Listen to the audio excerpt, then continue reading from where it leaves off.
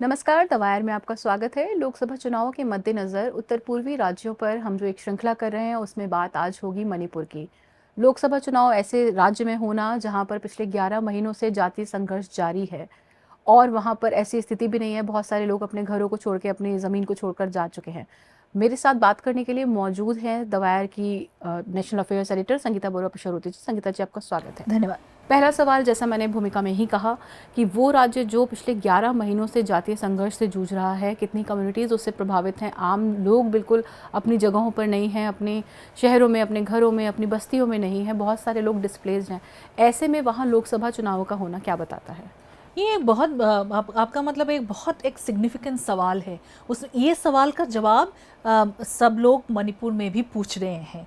आप देखिए, कुकीज़ हो या मेइतेज़ हो, दो जो मेन कम्युनिटीज़ है इसमें जो ये एथनिक कॉन्फ्लिक्ट में एक दूसरे के खिलाफ हैं, वो एक पॉइंट अगर यूनाइट कर रहे हैं तो ये है कि इस जगह में इलेक्शन की क्या ज़रूरत जब तक शांति ही नहीं आया हो। आप सोचिए, 3 मई 2023 में से चलती आई हैं ये, और अभी भी आपको खबर आ रहा है वहाँ से कि अभी भी हिंसा है, लोगों की जान जा रही है, और हम बात कर रहे हैं अप्रैल 2024 में। आप सोचिए, और उसके बाद इलेक्शन और हो जाता है। उसमें 2 सीटें हैं, एक तो आउटर मणिपुर और एक इनर मणिपुर है। कल का ही मैं बात कहूँ, आज हम अप्रैल 16 की मैं बात कर रहे हैं, अप्रैल 15 की मैं बात करूँ, यूनियन होम मिनिस्टर जो है अमित शाह, वो वहाँ पहुँचे और इनर मणिपुर में कैंपेन करने के लिए अपने पार्टी में। लेकिन बहुत सारी चीज़ें जो मेन उन्होंने जो कुछ भी बोला है, वो तो एकदम डिवाइड करने की कोशिश कर रहे हैं 2 कम्युनिटीज़ को। तो और मतलब वो अभी मेइतेज़ के वोट के लिए कर रहे हैं, तो कह रहे हैं कि उसको डिवाइड करने नहीं देंगे। लेकिन उनका सरकार कभी ऐसा कहा नहीं है कि तो अगर आपने डिवाइड ही नहीं करना है तो आप ये कुकीज़ के जो रिप्रेजेंटेटिव जो डिफरेंट स्टेट सेपरेट एडमिनिस्ट्रेशन मांग रहे हैं, तो उनसे आप कैसे बात कर रहे हैं, आप क्या बात कर रहे हैं मतलब उनके साथ, तो ये पूछने वाली बात है। पर जब इलेक्शन है तो आप डिवाइड एंड रूल की कोशिश कर रहे हैं, तो उसमें लेकिन जब ये सब हेडलाइन आ रहे हैं नेशनल मीडिया में, लेकिन जो बात नहीं आ रही है वो ये है कि एम्बिन अमंग द मेटेज इम्फाल में ही तो हो गए। तो इम्फाल में महिलाएं, बहुत सारी यूथ रास्ते में, कॉमन सिटीजन्स रास्ते में प्रोटेस्ट करने के लिए आए। और क्यों प्रोटेस्ट करने के लिए आए? तो ये भी देश के ही निवासी हैं। तो ये कह रहे हैं कि आप जब मई एंड में आप पहुँचे थे, 3 तारीख मतलब मई 29 को वो पहुँचे थे इम्फाल। तो वहाँ मतलब मणिपुर में भी, वो चौचानपुर भी गए, कोई कुकी एरियास में भी गए, 3 दिन रहे वो। 2 तारीख को, जून के 2 तारीख को वापस आए। और क्या बोल के आए थे? वो कह के आए थे कि 15 दिन में वो वापस आए हो, और आज 1 साल होने को आए जो पहुँचे, और इलेक्शन को वोट मांगने के लिए। तो लोगों को जो गुस्सा, वो जो पूरे रास्ते में आपको उभर के दिखने को मिला, तो ये आप हेडलाइंस में नहीं देखेंगे या न्यूज़ सुर्खियों में नहीं देखेंगे, लेकिन लोगों में वो गुस्सा है, और वो गुस्सा एकदम इलेक्शन के खिलाफ जा रहा है। जी, यहाँ मैं दर्शकों को बता दूं कि मणिपुर में 2 लोकसभा सीटें हैं। इनर लोकसभा सीट है एक, इनर मणिपुर, दूसरी है आउटर। इनर पे जो इस समय सांसद हैं वो भाजपा के आर.के. रंजन सिंह ही हैं, और आउटर मणिपुर की सीट जो है वो लोरहे एनपीएफ के एक नेता हैं, उनके पास में है। जो इनर मणिपुर का क्षेत्र है वो इम्फाल और इम्फाल के आसपास का एरिया है, जिसमें ज़्यादातर मेइतेई आबादी है। और आउटर मणिपुर जो है वहाँ पे ट्राइबल्स हैं, ट्राइब आबादी भी वहाँ पर ज़्यादा है बहुतायत में। तो एक तरीके से जिन कॉन्फ्लिक्ट्स पे, जिन फॉल्ट लाइन्स पे हम देख रहे हैं, जो कॉन्फ्लिक्ट शुरू हुआ है, जहाँ से ये हिंसा शुरू हुई है, संघर्ष शुरू हुआ है, वही जो डिवाइड है वो हमें दिखाई पड़ता है इन सीटों में भी। और अमित शाह जो हैं वो जाते हैं इम्फाल एरिया में, वो ट्राइबल एरियाज़ में नहीं जा रहे हैं। क्या इस चीज़ का महत्व है? देखिए, पहली बार जो है मैंने बीजेपी को देखा है, 2019 में इन्होंने अपना कैंडिडेट दे के आउटर मणिपुर कॉन्टेस्ट किया था। हालांकि एनपीएफ के ये जो है लोरहो पोफोजे, तो वो जीते थे, ठीक है। सो उसके बाद और बीजेपी को इनर सीट मिला था, जैसे आपने कहा R K. Ranjan Singh minister of state भी बने थे मोदी सरकार के।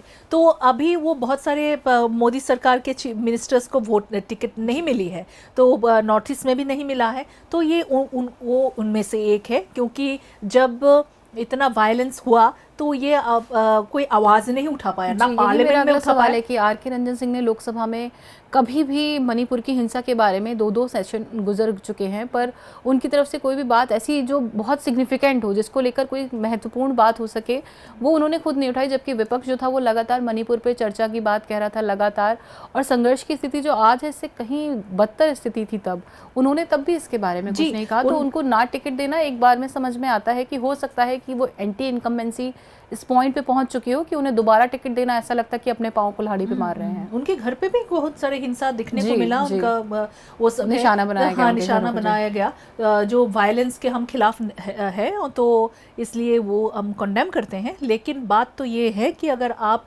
नेशनल आप मतलब एक कम्युनिटी को आप रिप्रेजेंट कर रहे हैं, आपके एक रीजन कम्युनिटी ने आप एक रीजन को कर रहे हैं, तो उस रीजन में फिर आप उनको आप वो भी करेंगे, आप उनका बात जो है जो उनका रिजेंटमेंट है, जो उनके कंसर्न्स है, आप पार्लियामेंट में लेके, यही आपका काम है। लेकिन आपने किया नहीं। और आप देखिए उस दिन हमारा एक प्रोग्राम में संजय सिंह का जो ये प्रोग्राम था हमारे जर्नलिस्ट के साथ जो वायर में था, चायखाना में, उन्होंने बड़ा अच्छा पॉइंट किया, मतलब होल्ड अप किया कि मैं तो अभी भी पार्लियामेंट से निलंबित हूँ क्योंकि मणिपुर के बारे में मैंने पूछा। तो वो मणिपुर कभी गया भी नहीं हुआगा शायद, लेकिन उनको वो मणिपुर का जो हुआ है हिंसा, उनको वो असर पड़ा, वो उन्होंने बात की। लेकिन ये रंजन सिंह तो चुप रहे। तो ये मुझे लगता है कि एंटी इनकम्बेंसी इतना स्ट्रॉन्ग है इनके खिलाफ, तो इनको बसंत कुमार ये को टिकट दिया है। बसंत कुमार जो बीजेपी सरकार है वहाँ में लॉ मिनिस्टर है। लेकिन आपको एक चीज़ मैं बताऊँ, मतलब हमें उस सोर्सेस उस टाइम कह रहे थे जब इलेक्शन के नाम अनाउंस नहीं किया गया, बस रंजन सिंह बहुत होपफुल थे कि मुझे मिलेगा। लेकिन बीरेन सिंह को भी एक ऑफर आया, हमने सुना था कि पार्टी के अंदर ही कि आप ही बने, क्योंकि he is also very unpopular now. Biren Singh बस का बीजेपी का ये है कि मतलब अगर कोई और सरकार होते तो उनको शायद हटा दिया, मतलब इतना बड़ा हिंसा हुआ है, कहीं जाने गई है। अभी भी आप देखिए हज़ारों लोग जो रिलीफ कैंप में हैं, तो वो लोग कैसे वोट करेंगे। अब बात ये है कि इलेक्शन कमीशन कह रहे हैं कि जो रिलीफ कैंप में ही हम उनका बूथ बना देंगे। लेकिन आप ये देखिए तो रिलीफ कैंप में जो वोटिंग करेंगे वो तो वैली एरियाज़ में बहुत सारे मैते लोग जो डिस्प्लेस हुए हैं वो कर पाएंगे, और बहुत सारे कर भी शायद ना पाए, क्योंकि एक कंफ्यूजन में और डॉक्यूमेंटेशन की भी बहुत सारी प्रक्रिया, जी, क्योंकि वो कुछ ला नहीं वो पाए, बहुत जटिल हो चुकी है, अपना जान प्रक्रिया, बचा गया है। तो ये है। और ऊपर से आप कुकीज़ में देखिए तो बहुत सारे कुकीज़ जो मिजोरम में भी डिस्प्लेस होके पड़े हैं, तो लेकिन उनके जो लीडर्स हैं उन्होंने कहा कि इस इलेक्शन को हम बॉयकॉट करेंगे। जी, मेरा अगला सवाल वही है कि इस तरीके की कुकी संगठन लगातार कर रहे हैं, कुकी के जितने संगठन हैं, कल भी एक कॉल आया है, उन लोगों ने लगातार कहा है कि उनके खिलाफ जो हिंसा हो रही है उसका जो उनको अगर उसके खिलाफ कोई आवाज़ उठानी है तो वो अपना इस लोकसभा चुनाव में मतदान ना करके उसको बताएं, अपना विरोध जो है वो जता रहे हैं कि वोट नहीं करेंगे।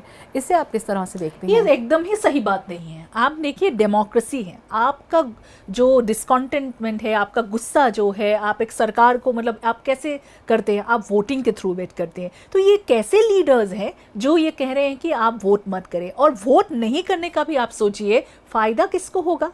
फ़ायदा आप जो इस पार्टी के खिलाफ आप गुस्सा दिखा रहे हैं, बीजेपी के जो एनडीए है उनको फ़ायदा होगा, ठीक है। और अब मैं बताऊं कैसे होगा। आप देखिए मेन कंटेंडर जो है वहाँ पे है बीजेपी पे 2019 में इलेक्शन खेल रहे थे आउटर मणिपुर में, इस बार नहीं खेल रहे हैं। तो उन्होंने एनपीएफ जो है नागा पीपल्स फ्रंट जो इनके एलाई है उनके लिए वो सीट छोड़ दिया है। इन्होंने नया कैंडिडेट सिलेक्ट किया है, ये लौड़हो जी नहीं खेल रहे हैं, तो ये नया सिलेक्ट किया। ऊपर से कांग्रेस और इनके साथ टक्कर है, कांग्रेस में भी नागा ही हैं, एल्फ्रेड।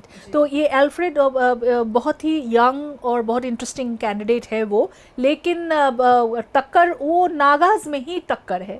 अब एज इफ नहीं, क्यों पहाड़ों में जो खाली नागाज ही रहते हैं, कुकीज़ भी है बहुत सारे। तो ये अगर आप इतने कुकीज़ में भी बहुत सब ग्रुप्स है और सभी अगर दूर रहें तो ये कैसा इलेक्शन हुआ। लेकिन बीजेपी जो दिल्ली वाला बीजेपी है वो ये सोच रहे हैं कि जैसे तैसे हमें 2 सीट मिल जाए नॉर्थ ईस्ट से, एक एनडीए की तरफ से एक अपनी तरफ से, तो ये उनका सपना तो पूरा हो रहा है। तो इसीलिए मुझे लगता है कि ये जो कुकी लीडरशिप का जो ये डिसीजन है इसमें मुझे थोड़ा डाउट है।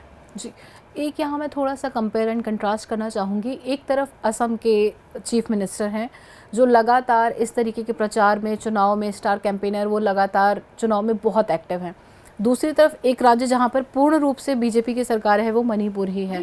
पर मणिपुर के जो मुख्यमंत्री हैं एन बीरेन सिंह, वो लगातार सवालों के घेरे में रहे हैं और एक आध जगह जहाँ भी वो बयान दे रहे हैं वो बता रहे हैं कि वो हिंसा को संभाल चुके हैं।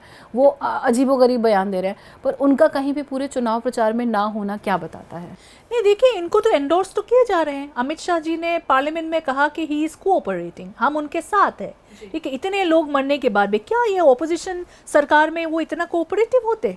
और ऊपर से आप जाके उनके साथ खड़े हुए हैं, आपने इलेक्शन वो किया। मोदी जी जा नहीं पा रहे हैं क्योंकि वहाँ पे बहुत गुस्सा है उनके खिलाफ, तो इसलिए वो लेकिन 2019 में गए थे वो सीट वोट मांगने, लेकिन इस बार नहीं जा रहे हैं। उनको पता है कि ग्राउंड में कोई गुस्सा है। और अमित शाह जी का जो जाने पे जो कल हमने जो ग्राउंड पे जो गुस्सा देखा, जो प्रोटेस्ट देखा, तो उससे वही बात जाहिर होता है। लेकिन और ऊपर से जो बीरेन सिंह का जो है ये है, तो ही इज़ वेरी अनपॉपुलर। आप किसी में भी अमंग द वैली में भी आप पूछ लीजिए, लोग सब उनको ही पॉइंट आउट फिंगर उन पे ही लगा कर रहे हैं कि आप होते हुए। और दूसरी बात, बीजेपी के लिए गुस्सा बहुत जायज़ गुस्सा है, क्योंकि आप देखिए उस स्टेट ने, जैसे आपने कहा, पूरा फुल बहुमत दिया है बीजेपी को। मतलब ये असम में भी आज तक नहीं मिला है वो बहुमत, त्रिपुरा के बाद मिला है। अरुणाचल में हम बात नहीं करेंगे क्योंकि अरुणाचल आयराम गायराम बढ़ा हुआ है। कल कांग्रेस जो अगर दिल्ली में बदलते हैं तो शायद उसमें भी वो, तो इतना वो नहीं बोलेंगे। लेकिन ये पहली बार जो हमने मणिपुर में ये चीज़ देखा है। लेकिन उसके बाद वो पार्टी ने, इसलिए जब आप देखेंगे कल जब प्रोटेस्टर्स की बात आप सुनेंगे तो वो कह रहे हैं कि मतलब वो खाली इलेक्शन के टाइम पे आ रहा है वो बीजेपी, इसलिए Amit Shah is not welcome. वो कह रहे हैं कि अगर हमारे साथ, जब हम हमारे साथ क्यों खड़े नहीं थे जब हमने इलेक्शन में वोट दिया। तो ये एक गुस्सा जो है वो उसमें है, और बीरेन सिंह उसका पार्ट है। और आप अगर देखिएगा, मतलब आम जनता, वो अगर मैं वैली की ही बात करूं, ये जो मेइतेई कम्युनिटी मेजॉरिटी एरियाज है, वैली की ही बात करूं, उनमें भी लोग किस तरफ जाएं पता नहीं है। अब हमें हमारे वायर में भी हमने कितने बार बात किए हैं, ये सब नॉन स्टेट एक्टर्स जो आरामबाई टंगोल जैसे, उनको बहुत बड़ा एक्यूजेशन है। कुकी लीडरशिप और कम्युनिटी कह रहे हैं कि इन्होंने बहुत हमारे पे अटैक किया, तो ये एलिगेशन है। लेकिन जब हम देखते हैं वो जब इतना एक प्रोमिनेंस के साथ वो घूम रहे हैं, असम मणिपुर पुलिस के वैन पे आप घूम रहे हैं, पुलिस का बॉस कौन है, होम मिनिस्टर कौन है, बीरेन सिंह है। तो लेकिन उनको कुछ भी कटघरे में ना खड़ा किया गया है दिल्ली ने, ना कुछ नहीं। तो लेकिन लोगों के कटघरे में वो खड़े हैं। जी, तो हमें देखना ये होगा कि मणिपुर में जो गुस्सा है भाजपा के खिलाफ, ये क्या नेगेटिव वोटिंग में ट्रांसलेट हो सकता है। नहीं, एक बात है, देखिए आप, ये है कि लोग बहुत जो है पूरी तरह डिवाइडेड है वहाँ पे। आप कांग्रेस का ही कैंडिडेट देख लीजिए, बिमोल अकोइजम, वो पहले जेएनयू में पढ़ाते थे, रेस्पेक्टेड सिविल सोसाइटी मेंबर है, तो वो कॉन्टेस्ट कर रहे हैं। लेकिन वो चाहते हैं कि सल्यूशन कुछ निकले उसमें से। मतलब ये डिवाइड एंड रूल में तो नहीं चलेगा, लोगों को आम एक दूसरे के साथ रहना पड़ेगा। और you can choose neighbours, you have to live with neighbours. तो ये वो उसको कर रहे हैं। कांग्रेस के साथ जाके उन्होंने, कांग्रेस का टिकट मिला है उनको, वो कॉन्टेस्ट कर रहे हैं। वो यूनाइटेड भी इंडिया ब्लॉक और ये सब जो हैं वो सपोर्ट कर रहे हैं उनको। लेकिन किस तरह की उम्मीद है? नहीं देखिए, अब ये फोर कॉर्नर कॉन्टेस्ट हो गया है। 2 कॉर्नर कॉन्टेस्ट होते तो मैं कहती कि बिमोल का बहुत चांस, बहुत ब्राइट और स्ट्रांग है। आप देखिए, एक और एक्टर है, ये जो आरपीआई अथावले जो ग्रुप है उनसे वो आता है, महेश्वर थनोजा। महेश्वर एक्चुअली बहुत पॉपुलर हुआ ये पिछले 1 साल 9 महीने 10 महीने में, क्योंकि वो पूरा एंटी कुकी है, बहुत फेसबुक वगैरह में बहुत, वो सोशल मीडिया में बहुत एक्टिव रहे और was batting for Meitei community. तो उनका एक प्यार मोहब्बत लोगों ने, वो मतलब उनका एक सपोर्ट मुझे दिखता है। क्योंकि अकोइजम जो दिल्ली में थे उस टाइम, ओके, तो उनका अगर वो जितना भी बोले तो ग्राम में और ये वगैरह एरिया में लोगों ने उनको इतना सुना नहीं हो, अंग्रेजी में भी वो कह रहे हैं, तो ये अपने मैथिलन में कहा, तो वो एक सपोर्ट है। लेकिन वो कौन सा पार्टी को रिप्रेजेंट करते हैं? आरपीआई के, मतलब जो अथावले ग्रुप जो बीजेपी का हिस्सा है, पर एनडीए का हिस्सा है। तो ये इसलिए उनको एक प्रॉब्लम हो रही है ग्राउंड में। तभी वो अभी थोड़े दिन पहले उन्होंने एक बयान दिया रिपोर्टर्स को इम्फाल में कि मैं पार्टी से ज़्यादा मेरा कम्युनिटी है। तो ये मुझे लगता है, तो ये एक चीज़ है। और दूसरा, टीन इंडिपेंडेंस लड़ रहे हैं, तो उसमें से जो टीन इंडिपेंडेंस में से जो आर के सोमेंद्रो है, वो भी कुछ सीटें, कुछ वोट्स लेके जाएंगे। बाकी है शरत है और एक और जना है, तो लेकिन ये लोग इतना कुछ नहीं कर पाएंगे, बट सोमेंद्रो थोड़ा सा करेंगे, तो मुझे लगता है। और मेन कंटेंडर तो ये जो वोट डिवाइड करने वाली होती है, मतलब गुस्सा, जो बीजेपी के लिए गुस्सा वाला जो वोट है, वो वोट अगर डिवाइड होते हैं तो आप समझ लीजिए कौन विनर होंगे। जी, मणिपुर के चुनाव के नतीजे क्या होंगे ये हमें 4 जून को पता चलेगा। संगीता जी, हमारे साथ जुड़ने के लिए धन्यवाद। धन्यवाद। द वायर के और वीडियोस देखने के लिए सब्सक्राइब करें और बेल आइकन पर क्लिक करें। स्वतंत्र पत्रकारिता की आर्थिक मदद करने के लिए डिस्क्रिप्शन में दिए गए लिंक पर जाएं और अपनी राशि चुनें।